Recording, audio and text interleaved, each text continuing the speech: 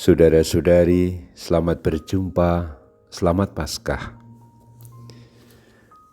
Pada kesempatan ini saya ingin mengajak Anda untuk merenungkan adorasi sebagai saat kita menyembah Tuhan Yesus Kristus yang bangkit, yang mengubah hati kita dari hati yang muram dan duka kepada hati yang bersukacita.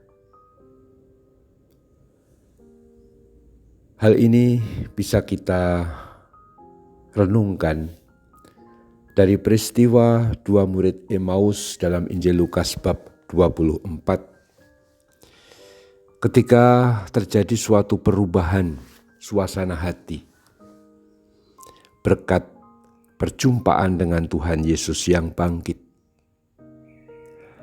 Pada saat mereka berangkat dari Yerusalem menuju Emmaus dan sedang berbicara tentang segala sesuatu yang telah terjadi, Yesus yang bangkit mendekati mereka dan berjalan bersama mereka. Tetapi entah bagaimana dua murid Emmaus itu tidak mengenal Yesus Tuhan yang bangkit. Waktu itu Tuhan masuk ke pembicaraan dengan mengikuti apa yang mereka bicarakan. Apakah yang kamu percakapkan sementara kamu berjalan? Lalu diceritakan, maka berhentilah mereka dengan muka muram. Saya mau mengangkat suasana hati muka muram ini. Itulah masa Prapaskah. Muka muram. Terlebih dari jawaban mereka kepada Yesus. Adakah engkau satu-satunya orang asing Yerusalem yang tidak tahu apa yang terjadi belakangan ini? Yesus bertanya, apa itu? Lalu mereka bercerita tentang Yesus, orang Nazaret yang seorang nabi yang penuh kuasa, tetapi telah diserahkan oleh para pemimpin Yahudi. Dan kemudian Yesus dihukum mati, disalibkan. Tetapi mereka juga bercerita bahwa sementara 3 hari lewat, beberapa perempuan dari kalangan orang-orang para murid Yesus telah mengejutkan bahwa tidak menemukan dia lagi dikubur, dia Yesus tidak menemukan mayatnya. Lalu mereka, para perempuan itu datang dengan berita bahwa telah kelihatan para malaikat yang mengatakan Tuhan Yesus hidup. Di situ tampak sekali kegalauan hati dari para murid Emmaus. Galau, baper, karena bingung, putus asa, kecewa. Pokoknya mereka yang berharap banyak pada Yesus Kristus itu berharap supaya Yesus itu menjadi seorang pemenang yang tak terkalahkan, bahkan memimpin mereka kalau perlu membebaskan dari bangsa Romawi, membawa kejayaan duniawi dan seterusnya.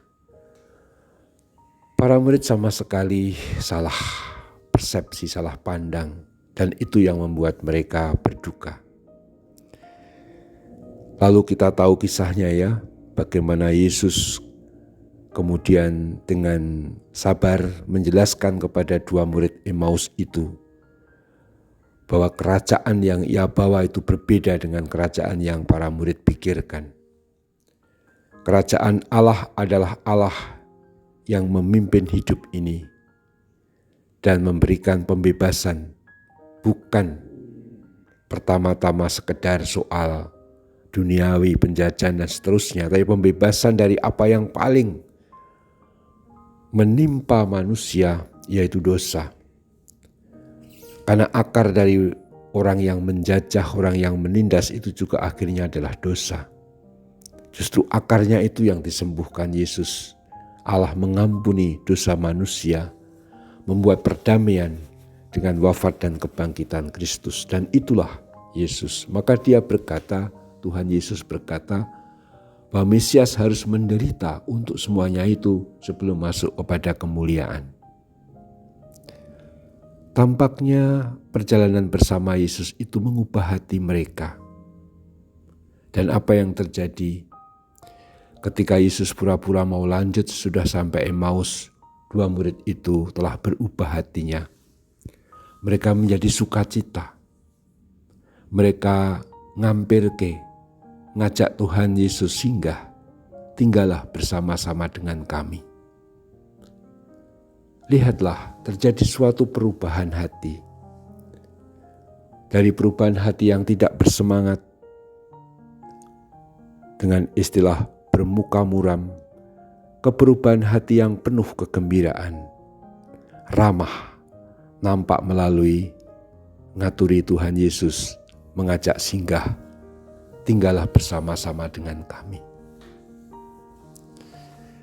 Perubahan hati ini tanpa mereka sadari, karena mereka disertai Tuhan yang bangkit. Juga kalau pada waktu itu mereka belum mengenal, ini sebenarnya Tuhan Yesus sendiri yang telah bangkit. Kita tahu ceritanya dan sangat terkenal, semua orang Katolik tahu, Kristen tahu, baru sudah Yesus nanti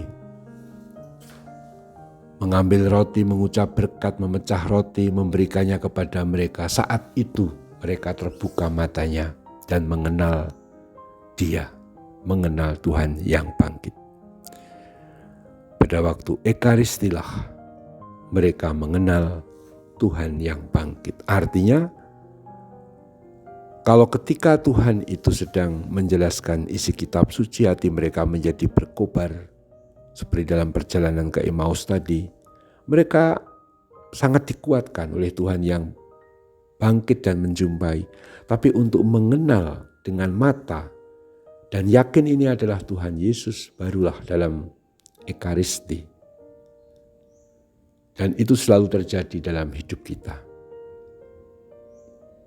Kini di depan kita adalah Sakramen Maha Kudus. Sejak awal hingga akhir adorasi kita memandang Sakramen Maha Kudus yang adalah Tuhan Yesus sendiri. Kita lebih beruntung daripada kedua murid Emmaus yang mengalami proses, tapi kita bisa langsung melihat di depan kita adalah Tuhan Yesus Kristus sendiri yang bangkit. Maka marilah kita menyembah Dia sambil mohon, Tuhan, ubahlah hati kami menjadi hati yang penuh iman. Hati yang tadinya putus asa dan tidak bersemangat, ubahlah menjadi hati yang sukacita, penuh keramaan dan persahabatan kepada siapapun. Terpujilah Tuhan kita, Yesus Kristus untuk selama-lamanya. Amin.